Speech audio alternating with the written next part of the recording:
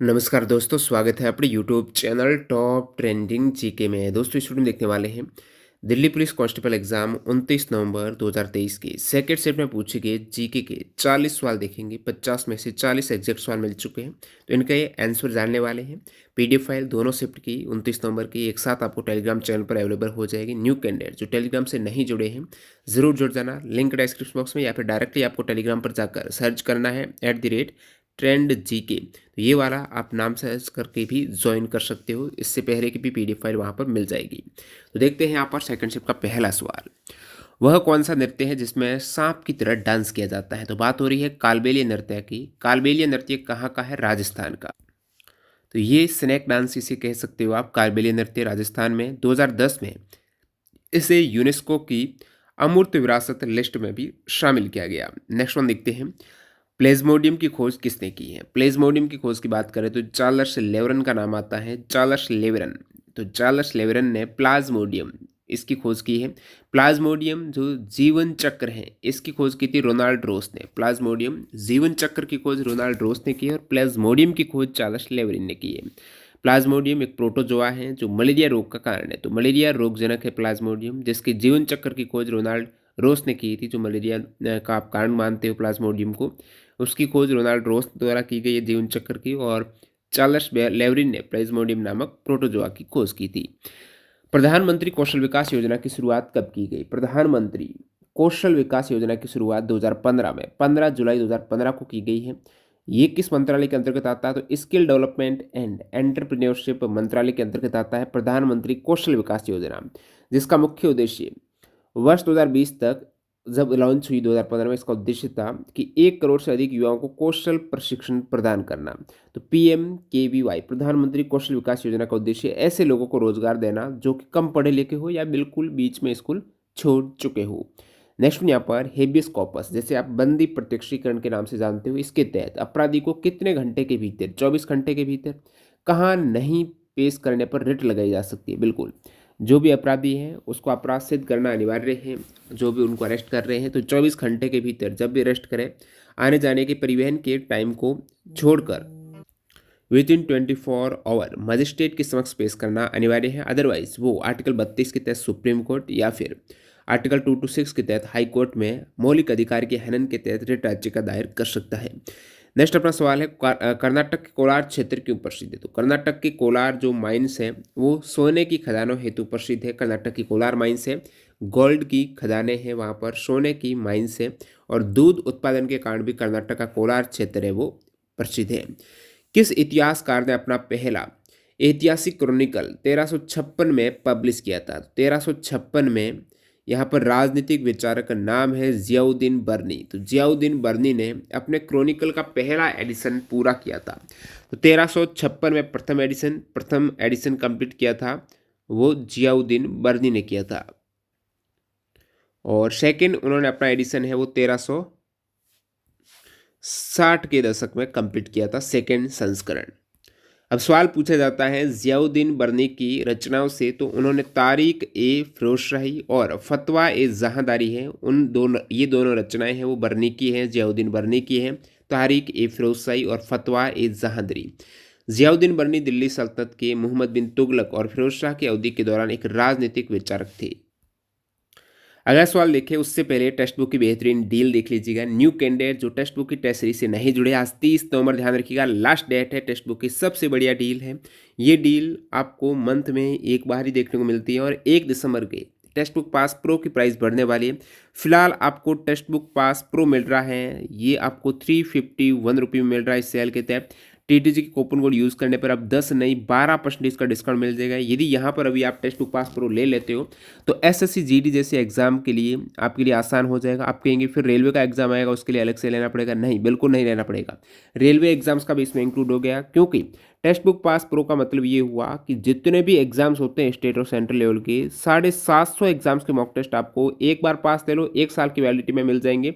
और pass pro मतलब previous year के जो भी पेपर है, जैसे SSC GD हो गया, अदर स्टेट और सेंट्रल लेवल एग्जाम्स हो गए, जो भी प्रीवियस ईयर एग्जाम हुआ है उनके मॉक टेस्ट भी आप यहाँ पर अटेम्प्ट कर सकते हो, एक्यूरेसी जांच कर सकते हो, टाइम मैनेजमेंट बेहतर कर सकते हो, स्मार्ट वर्क के तौर पर ये जान सकते हो कौन सा सेक्शन और कौन सा टॉपिक सब्जेक्ट से बार बार गलतियां हो रही है उसको समय रहते नोट करते हुए आप सुधार कर सकते हो। इस टाइप से आप यदि तैयारी करेंगे मॉक टेस्ट देते हुए, मॉक टेस्ट का एनालिसिस करते हुए, आपका श्योर सिलेक्शन है। मॉक टेस्ट से ही 50% तैयारी कंप्लीट हो पाती है और 50% आपका सिलेबस कंप्लीट करता है।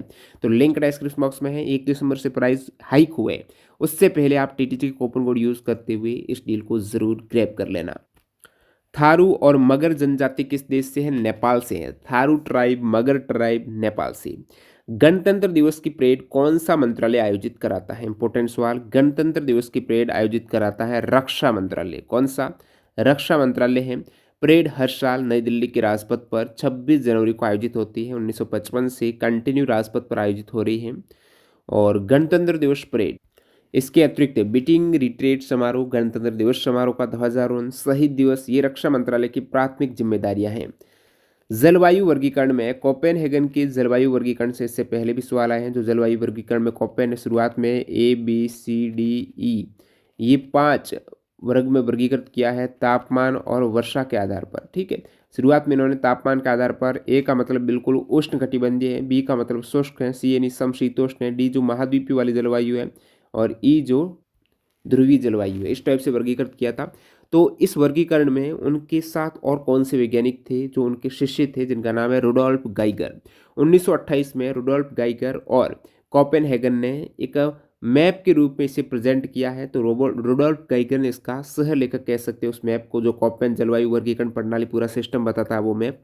तो ये रुडोल्फ गीगर के सह लेखक में कोपेनहेगन ने पब्लिश किया था। Next one, national family health survey 5 जो 2019 से 21 की अवधि का है। इसमें 5 वर्ष से कम उम्र के बच्चों में कम वजन वाले बच्चे सबसे ज़्यादा किस राज्य में है? तो 5 वर्ष से कम आयु के जो बच्चे हैं उसमें अंडरवेट वाले बच्चे हैं वो किस राज्य में सर्वाधिक है? तो सर्वाधिक अंडरवेट वाले बच्चे हैं बिहार में। 41% बच्चे अंडरवेट है बिहार में। और सबसे कम अंडरवेट बच्चे हैं, बिल्कुल अंडरवेट नहीं है, वो है मिजोरम में। 12.7% बच्चे ही हैं अंडरवेट जो अंडरवेट में है। बाकी बिहार में सर्वाधिक है और सबसे कम मिजोरम में है। 5 वर्ष से कम उम्र के बच्चे जो अंडरवेट है। और महिलाओं में जो माल न्यूट्रिशन या फिर कुपोषण है उसकी सर्वाधिक समस्या है, यानी महिलाओं में 15 से 49 वर्ष आयु की महिलाओं में कुपोषण है, सर्वाधिक झारखंड में है, उसके बाद बिहार में। यहाँ पर झारखंड में 26.2% महिलाएं कुपोषित हैं, सबसे कम मिजोरम में है। कुपोषण के केस में 5.3% है वो मिजोरम में कुपोषण है। तो राज्य के केस में मिजोरम में सबसे कम। अगला सवाल देखते हैं। 20वीं पशुधन गणना 2019 के अनुसार भारत में सबसे ज़्यादा कौन से पशु है? सबसे ज़्यादा भारत में है मवेशी। मवेशी का मतलब जो गाय है। ठीक है, तो सबसे ज़्यादा भारत में क्या है? मवेशी है, दुधारू पशु जो गाय वगैरह। तो 20वीं पशु गणना 2019 के अनुसार सबसे ज़्यादा मवेशी है, जो 35.94% मवेशी है। ठीक है, लगभग 36% के आसपास मवेशी है। मवेशी के बाद सेकंड वन यहाँ पर बकरी है, 27.80% बकरी है। थर्ड भैंस है, 20.45% भैंस है दोस्तों। तो मवेशी है 36 और 27.80% बकरी, 20.45% भैंस है, 13.87% भेड़ है और 1.69% सूअर है। तो ये सभी पशुधन है सर्वाधिक से, आप देख सकते हो। देश में कुल पशुधन आबादी इस 20वीं पशुधन गणना जिसके डाटा 2019 में आए वो आबादी है 535.78 मिलियन। और ये प्रीवियस 2012 में पशुधन जनगणना हुई थी, पशुधन आबादी की जो गणना हुई थी उससे 4.5% अधिक है। तो कितनी बढ़ोतरी हुई? 4.6%। और 535 मिलियन है पशुधन टोटल आबादी। और मवेशी मैंने कहा सर्वाधिक है, मवेशी यहाँ पर है 192.49 मिलियन, जो कि प्रीवियस 2012 से गणना से 0.8% ज़्यादा है। और भैंसों की संख्या हाईएस्ट आपको पता है, मवेशी है 35.94 और उसके बाद बकरी है 27.80, फिर भैंस है। तो भैंस कितनी है? भैंस 109 मिलियन। गाय और भैंसों में कुल दुधारू पशुओं की संख्या है, अब गायें सभी दूध तो देती नहीं है, कुछ कुछ देती है, कुछ योग्य नहीं है। तो दुधारू पशु है गाय और भैंसों में 125 मिलियन दोनों को मिलाकर, और जो पिछले से 6% हाइक हुआ है। देश में भेड़ की कुल संख्या दोस्तों 74.26 मिलियन है, जो कि 14.1% बढ़ी है। बकरी यहाँ पर मैंने कहा सेकेंड हाईएस्ट है, 148.88 मिलियन है, जो कि 10% बढ़ी है। सूअर की आबादी यहाँ पर 9.06 मिलियन है, जो कि 12% बढ़ी है। 12% कम हुए सूअर की आबादी। ठीक है, तो सूअर की आबादी यहाँ पर कमी देखने को मिली है 12%। सूअर है 1.69%। अन्य जानवर आप देखेंगे मिथुन, याक, घोड़े, टट्टू, खच्चर, गधे, ऊंट सहित अन्य पशुधन आपस में कुल मिलकर लगभग 0.23% ही योगदान करते हैं, जो उनकी संख्या 1.24 मिलियन है। और देश में कुल पोल्ट्री संख्या बात करें तो पोल्ट्री है दोस्तों 2019 में 851 मिलियन है, जो कि 16.8% बढ़ी है पोल्ट्री। और यहाँ पर अगर मैं फैक्ट की बात करूँ तो पश्चिम बंगाल में पशुओं की संख्या में सबसे अधिक वृद्धि देखने को मिली है, वो पश्चिम बंगाल में 23% की बढ़ोतरी है। और उत्तर प्रदेश में मवेशी की आबादी में सबसे ज़्यादा कमी देखने को मिली है मवेशियों की आबादी में। भारत के चौथे मुख्य चुनाव आयुक्त क्या है, थोड़ा अलग हटकर सवाल पूछा गया है, जो शायद ही सभी के सभी 25 वो भी क्रम से मुख्य चुनाव आयुक्त को याद करना टफ है। राष्ट्रपति प्रधानमंत्री तो देख लेते हैं, काफ़ी बार एग्जाम में सवाल आता है और वो तो याद कर सकते हो, लेकिन यहाँ पर मुख्य चुनाव आयुक्त का पूछ लिया क्रम से तो डॉक्टर नगेंद्र सिंह थे चौथे मुख्य चुनाव आयुक्त, 1972-73 में रहे हैं। प्रथम मुख्य चुनाव आयुक्त पूछे थे तो कोई दिक्कत नहीं, सुकुमार सेन थे, 1950 से 58 तक रहे हैं। वर्तमान में राजीव कुमार हैं, मई 2022 से 25वें मुख्य चुनाव आयुक्त नियुक्त हुए हैं राजीव कुमार। प्रथम सुकुमार सेन, दूसरे हैं के सुंदरम, तीसरे एसपी सेन वर्मा, चौथे नगेंद्र सिंह है, पांचवें टी स्वामीनाथन, छठे एसएल शक्धर, सातवें हैं आर के त्रिवेदी, आठवें बीएम टंडन, नौवें हैं वीएस रामदेवी, 10वें टीएन शेषहान, 11वें एमएस गिल, 12वें जेएम लिंगदोहो, 13वें टीएस कृष्णमूर्ति, 14वें हैं बीवी टंडन, 15वें हैं एन गोपाल स्वामी, 16वें नवीन चावला, 17वें एसपी कुरैशी, 18वें वीएस संपत, 9वें एचएस ब्रह्मा, 10वें हैं नसीम जैदी, 20वें 21वें हैं अचल कुमार ज्योति, 22वें हैं ओम प्रकाश रावत, 23वें सुनील अरोड़ा, 24वें सुशील चंद्र और 25वें राजीव कुमार है वर्तमान में। तो 24वें सुशील चंद्र और 23वें हैं सुनील अरोड़ा और ओपी रावत है, 22वें 25वें राजीव कुमार। IR8 किस फसल की एक प्रजाति है, किस्म है? IR8 है एक उच्च उपज देने वाली अर्धबोनी चावल की पेड़ी की धान की किस्म है दोस्तों। IR8 है वो चावल की किस्म है जिसे 1960 के दशक में, यानी बात हो रही है यहाँ पर हरित क्रांति के दरमियान है, अंतर्राष्ट्रीय चावल अनुसंधान संस्थान द्वारा विकसित किया गया IR8 चावल की किस्म को।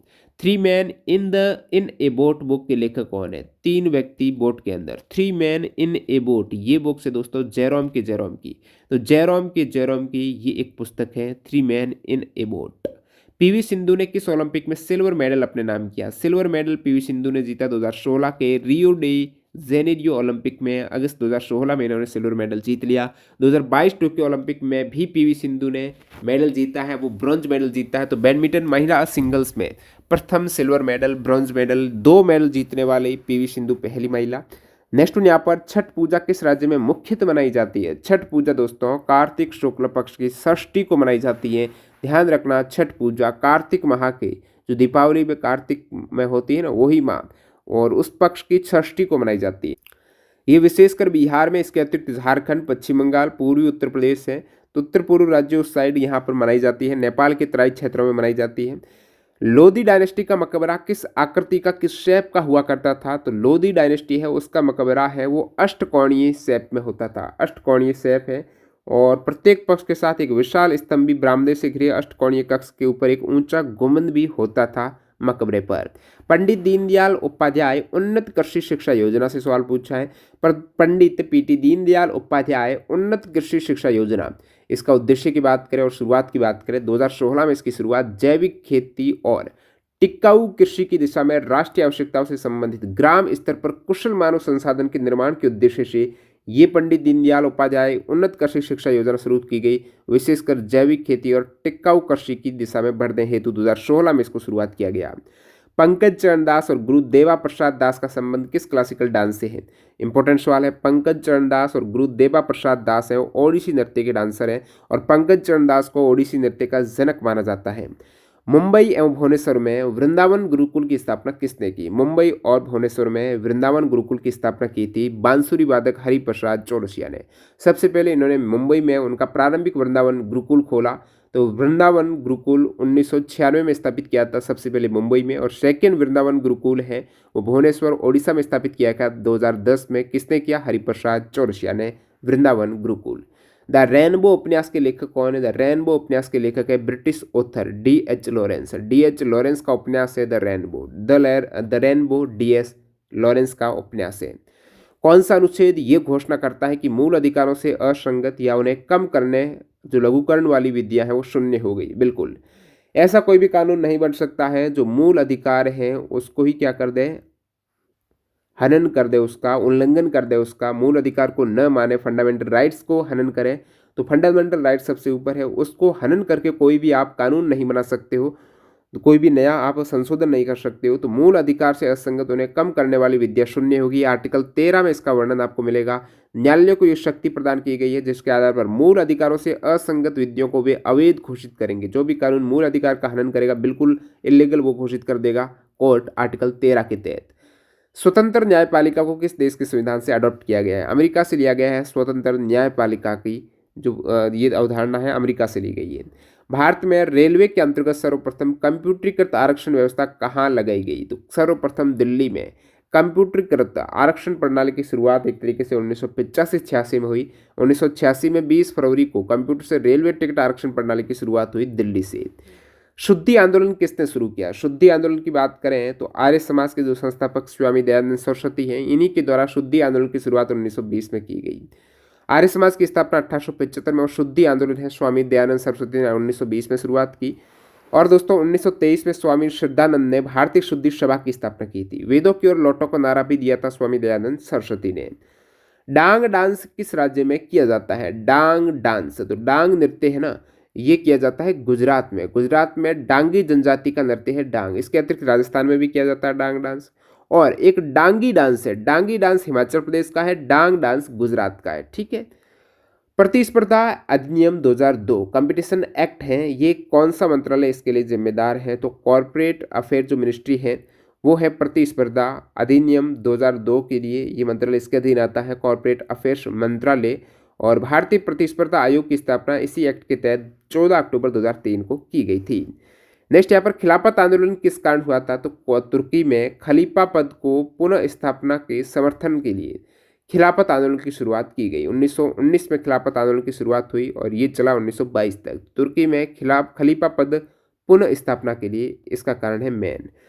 कबड्डी में एक टीम में खिलाड़ी होते हैं 7। कितने होते हैं? 7 खिलाड़ी होते हैं कबड्डी में। और बोनस के लिए उसमें अनिवार्य 6 और 7 खिलाड़ी, तभी आप बोनस ले पाएंगे। अब बात करूं बेसबॉल में कितने खिलाड़ी होते हैं? 9 खिलाड़ी होते हैं बेसबॉल में। बास्केटबॉल में 5 खिलाड़ी, हॉकी, फुटबॉल, क्रिकेट में 11 खिलाड़ी, खो खो में भी 9 खिलाड़ी, बेसबॉल में भी 9 खिलाड़ी, नेट्स बॉल 7, पोलो में 4 खिलाड़ी, POLO 4, रग्बी फुटबॉल 15 है, ब्रिज में 2 हैं, आइस हॉकी में 6 है, वॉलीबॉल में 6 है। ठीक है, वॉलीबॉल में 6 खिलाड़ी, वाटर पोलो में 7 खिलाड़ी। 2023 ICC under 19 women's T20 world cup कहाँ पर हुआ था? 2023 में ICC under 19 women T20 world cup हुआ है दोस्तों दक्षिण अफ्रीका में। और इस under 19 women T20 world cup में विजेता टीम रही है भारत, उप विजेता रही है इंग्लैंड। सर्वाधिक रन थे दोस्तों श्वेता सहरावत, इंडियन क्रिकेट खिलाड़ी। तो under 19 women T20 world cup Bharat ने जीता है 2023 का, जो साउथ अफ्रीका में हुआ है। ऋग्वेद के कौन से मंडल में वर्ण व्यवस्था का उल्लेख आपको देखने को मिलता है? ऋग्वेद में एक सूक्त है, सूक्त का ही पूछा आपको, तो पुरुष सूक्त में ऋग्वेद का 10वां मंडल है। कौन सी मंडल? तो 10वां मंडल है और वहां पर एक पुरुष सूक्त है। किस सूक्त में आपको ये पूछा है? पुरुष सूक्त में वर्ण संबंधी वर्णों की उत्पत्ति विराट पुरुष से हुई है। ऋग्वेद की पुरुष सूक्त में ब्राह्मण, क्षत्रिय, वैश्य और शूद्र शब्द का स्पष्ट उल्लेख देखने को मिलता है पुरुष सूक्त 10वें मंडल में। ठीक है। साहित्य सभा अवार्ड कौन सी सरकार देती है? साहित्य सभा अवार्ड देती है दोस्तों असम सरकार। आयोडीन की कमी से रोग होता है वो घेंगा रोग हो जाता है। थायराइड ग्रंथि आपके सूजन आ जाती है। थायराइड हार्मोन का उत्पादन करने के लिए आयोडीन की आवश्यकता जरूरी है, वरना गलगंड या घेंगा गोइटर डिजीज हो जाती है, गला फूल जाता है। पृथ्वी के वायुमंडल की सबसे ऊपरी परत है दोस्तों एक्सोस्फीयर, जिसे बाह्यमंडल कह सकते हैं। बाह्यमंडल विकल्प नहीं था तो आप आयनमंडल लगा सकते थे, केवल यही 4 विकल्प थे, तो उनमें से आयनमंडल ऊपरी थी। और क्षोभ मंडल सबसे निचली है, उसके ऊपर समताप मंडल, फिर मध्य मंडल, फिर आयन मंडल है। और सबसे अधिक घनत्व जहाँ पर ह्यूमन रहते हैं, मौसम है, ये सभी ट्रोपोस्फीयर में है, क्षोभ मंडल। मानव विकास सूचकांक से एक सवाल पूछा गया है, स्वास्थ्य रिपोर्ट से रिगार्डिंग है। एग्जैक्ट क्या सवाल था कमेंट सेक्शन में बताना। मानव विकास सूचकांक लेटेस्ट 2021 में आया था, जिसमें इंडिया की रैंक आउट ऑफ 191 में से 132वीं थी। और मानव विकास सूचकांक में पहले 2020 में इंडिया की रैंक 131वीं थी, एक स्थान लुढ़क गया, 132वें स्थान पर आया इंडिया। प्रथम रैंक है मानव विकास सूचकांक में स्विट्जरलैंड की, उसके बाद नॉर्वे और फिर आइसलैंड है। टॉप 5 में स्विट्जरलैंड प्रथम है 0.962 स्कोर के साथ जो HDI वैल्यू। नॉर्वे सेकंड है 0.961, फिर आइसलैंड 0.959, उसके बाद हांगकांग, फिर ऑस्ट्रेलिया। 2021 में जन्म के समय भारत की जीवन प्रत्याशा कितनी थी? औसत एवरेज आयु भारत की, ये याद रखिएगा, HDI के अकॉर्डिंग 67.2 वर्ष है भारत की जीवन प्रत्याशा, 67.2 ईयर्स। और भारत में महिलाओं की जीवन प्रत्याशा है, ये दोस्तों आ चुके हैं 68.8 वर्ष, पहले थे 71 वर्ष। तो 68.8 महिला, 67.2 है पुरुष है, यानी महिलाओं की जीवन प्रत्याशा ज़्यादा है, ध्यान रखिएगा पुरुषों से। महिलाओं की 68.8, पुरुषों की 67.2 है। भारत में स्कूली शिक्षा के अपेक्षित वर्ष यहाँ पर 11.9 वर्ष है, जो 2020 की रिपोर्ट में 12.2 वर्ष से कम हो चुका है, 11.9 वर्ष स्कूली शिक्षा। अब बात करूं एचडीआई है, ये कौन जारी करता है, तो यूनाइटेड नेशंस डेवलपमेंट प्रोग्राम के द्वारा जारी किया जाता है। और भारत का जो एचडीआई वैल्यू है 0.633 है, जो कि मध्यम श्रेणी का है। भारत का मानव विकास सूचकांक किस आधार पर जारी किया जाता है, तो जीवन प्रत्याशा एक आधार है, शिक्षा दूसरा आधार है, और प्रति व्यक्ति आय तीसरा आधार है। यूएनडीपी जो इसको जारी करता है, इसका हेडक्वार्टर न्यूयॉर्क यूएसए में है। भारत के पड़ोसी देशों की एचडीआई आपको मान पता होना चाहिए, यानी एचडीआई 2021 की स्थिति पड़ोसी देशों की आ रही, तो भारत से बेहतर पड़ोसी देशों की रैंक है। भारत की जो 132वीं रैंक है ना, उससे बेहतर दोस्तों श्रीलंका की 73वीं रैंक है, चीन की 79वीं रैंक है, बांग्लादेश की 129वीं है, और भूटान की 127वीं है। और भारत से निचले पायदान में नीचे हैं वो हैं पाकिस्तान 161वीं, नेपाल 143वीं, म्यांमार 149वीं भारत के पड़ोसी देश है, जिनकी रैंक भारत से ऊपर और नीचे है। यूएसए की रैंक है 21वीं, एचडीआई वैल्यू यूएसए की 0.921 है। चंदेल वंश का शासन कहाँ पड़ता है? चंदेल डायनेस्टी थी दोस्तों बुंदेलखंड क्षेत्र मध्य प्रदेश में। 9 से 13वीं शताब्दी के बीच भारत के बुंदेलखंड क्षेत्र में चंदेल वंश ने शासन किया, और उसकी राजधानी उन्होंने चंदेलों ने सबसे पहले खजुराहो बनाई है, उसके बाद महोत्सवनगर या फिर महोबा कर दिया था। चंदेल डायनेस्टी बुंदेलखंड क्षेत्र मध्य प्रदेश में। सेवा बैंक संबंधित आपको फैक्ट पूछे थे। सेवा बैंक है, सेवा का मतलब है सेल्फ एम्प्लॉयड, तो सेल्फ एम्प्लॉयड यानी स्वरोजगार विमेंस एसोसिएशन, स्वरोजगार महिला संघ है सेवा।